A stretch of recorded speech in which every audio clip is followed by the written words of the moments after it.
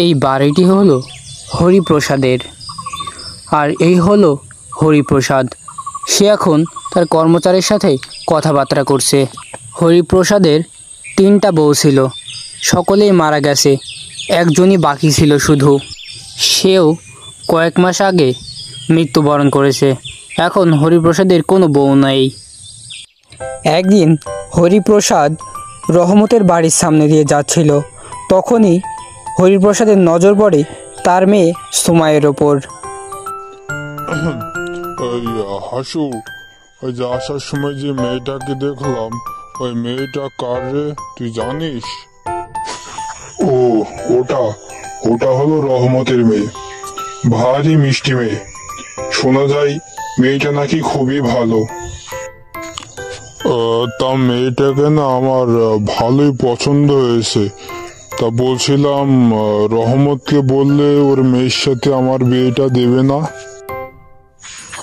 এমন সুন্দর মেয়ে কেউ কি কখনো কোনো বুড়ো মানুষের সাথে বিয়ে দিতে চায়?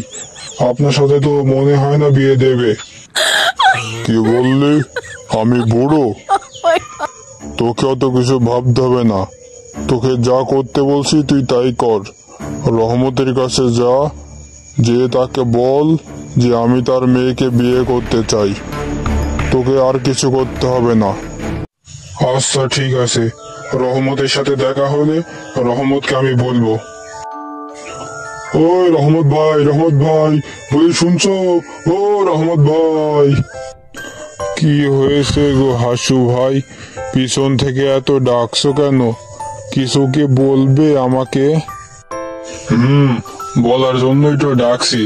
তোমার জন্য একটা সুখবর নিয়ে এসেছি। কি সুখবর? আমার জন্য আবার কিসের সুখবর নিয়ে এলে?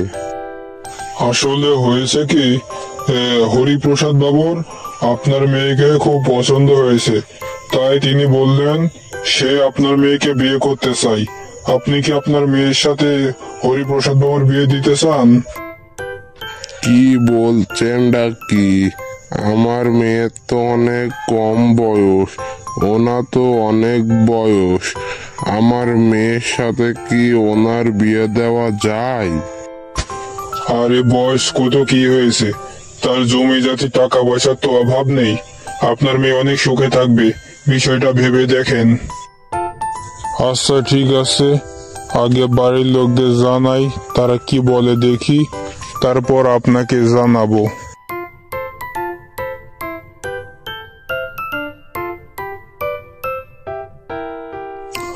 কি গো শুনছো?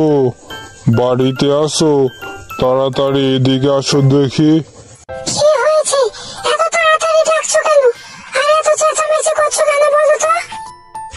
কি আর বলবো, আজ হাসুর সাথে দেখা হয়েছিল। সে বলল হরিপ্রসাদ নাকি আমার মেয়েকে দেখেছে, তার পছন্দ হয়েছে, সে নাকি আমার মেয়েকে বিয়ে করতে চাই। এখন তুমি বলো তাকে কি বলবো? তার মানে ওর এর আগেও 3-4টা বউ ছিল, এখন বয়স্ক হয়ে গেছে, সে এখন আমার মেয়েকে বিয়ে করতে চায়? এত বড় সাহস! শোনো, হরিপ্রসাদের নাকি অনেক টাকা পয়সা আছে, সে নাকি বিয়ে করলে আমাদের মেয়েকে দিয়ে দেবে।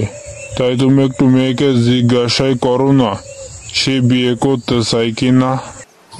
কই রে মা সুমাইয়া, এদিকে আয় তো, তোর সাথে একটু কথা রয়েছে। বলো মা, আমাকে এত ডাকাডাকি করছো কেন? শোন মা, ওই পাড়ায় হরিপ্রসাদ তোকে বিয়ে করতে চাই, তুই কি তাকে বিয়ে করতে চাস? কি বলছোটা কি মা? ওর মতো বয়স্ক বুড়োকে আমি বিয়ে করব? কিছুতেই না, তুমি না করে দাও, আমি ওকে বিয়ে করতে পারবো না। আচ্ছা ঠিক আছে, তাহলে এবার হাসু আসলে ওকে দিয়ে না বলে দেব, তুই এখন যা। আর শোনো হাসু, শুধু তো বললেই হবে না, তুমি একটু ওদের বাড়িতে যাও, বাড়িতে যেয়ে দেখে আসো কি অবস্থা। আচ্ছা ঠিক আছে, আমি এক্ষুনি ওদের বাড়িতে যাচ্ছি এবং তারা কি বলে শুনে এসে আপনাকে জানাবো।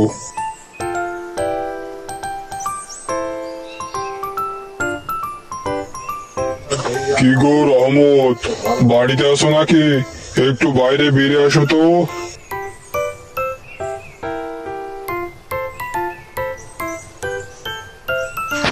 কি হয়েছে গো হাসু? আজ সকাল সকাল আমাদের বাড়িতে চলে এসেছো, আবার কোনো দরকার নাকি? ওই যে সেই একই দরকার। কালকে যে তোমার মেয়ের বিয়ের কথাটা বললাম, তুমি কি ভেবে দেখেছো বিয়েটা কি দেবে?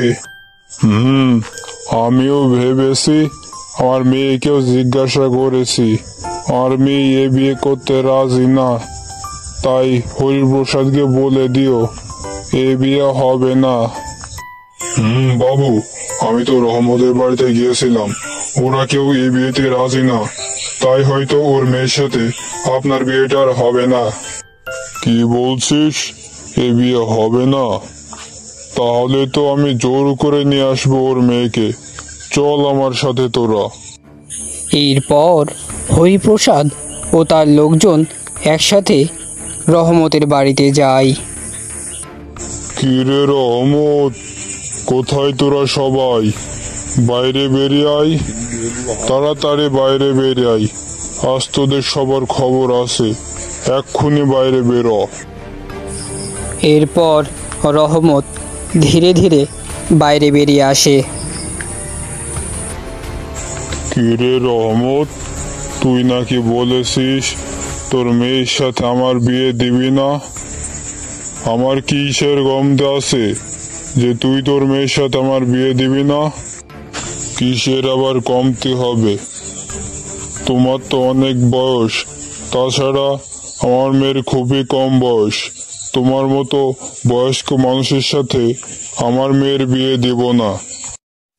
বিয়ে দিবি না? দাঁড়া তবে। এই, তোদের মধ্যে থেকে একজন যাতো, যে ওর মেয়েকে উঠিয়ে নিয়ে চলে আয়।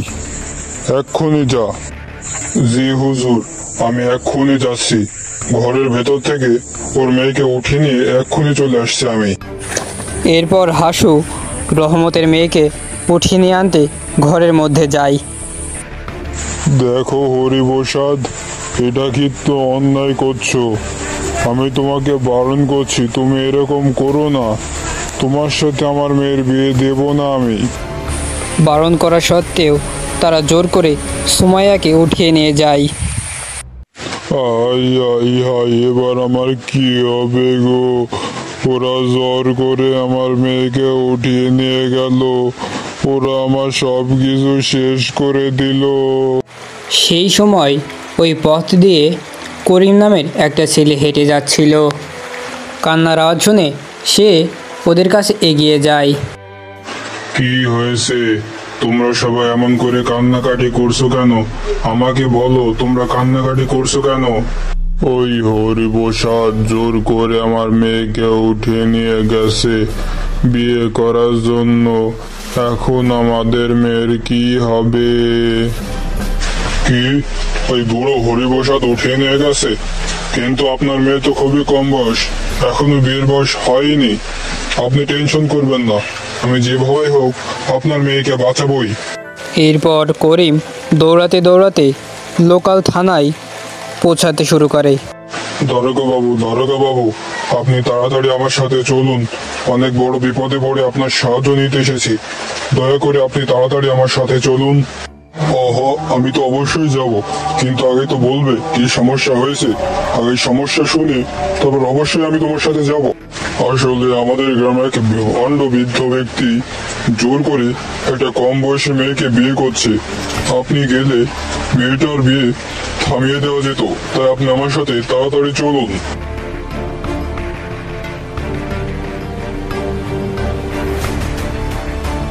কিরে ভণ্ড হরিপ্রসাদ, কোথায় লুকে আছিস তুই? বাইরে বেরিয়ে আয়, আজ তোর খবর রয়েছে। আজ আমাদের হাত থেকে তোকে কেউ বাঁচাতে পারবে না। কি হয়েছেটা কি অফিসার? বাড়ির সামনে এসে এভাবে চেঁচামেচি করছেন কেন? কি হয়েছে? একজন কম বয়সী মেয়েকে জোর করে বিয়ে করার অপরাধে তোমাকে আমি গ্রেফতার করলাম। চলো আমার সাথে থানায়, আজ তোমাকে মজা দেখাবো। এরপর পুলিশ শ্যামলালকে ধরে নিয়ে চলে যায় এবং সুমাইয়া সুন্দর মতো তার পরিবারের কাছে ফিরে আসে।